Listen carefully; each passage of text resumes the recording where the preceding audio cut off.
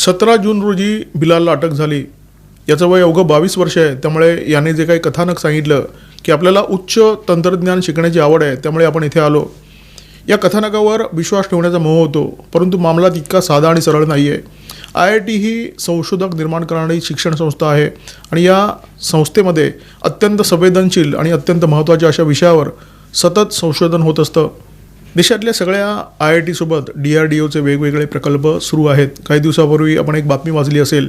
दिल्ली IITने DRDOच्या सोबत क्वांटम मेसेजिंगचं एक model develop केलेलं आहे. आता हे क्वांटम मेसेजिंग म्हणजे काय प्रकरण आहे? तुम्ही जेव्हा इंटरनेटचा वापर करता तेव्हा ते इंटरनेट ऑप्टिकल फायबरच्या माध्यमातून तुमच्या घरापर्यंत पोहोचतं, तुमच्या ऑफिसपर्यंत पोहोचतं.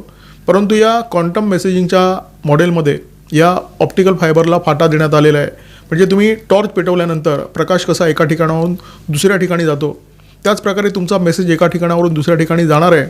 आणि त्या मेसेजमध्ये अशा प्रकारची व्यवस्था आहे, अशा प्रकारे त्याला इन्क्रिप्टेड करण्यात आलेलं आहे की त्या मेसेजमध्ये छेडछाड झाली तर तो मेसेज नष्ट होणार.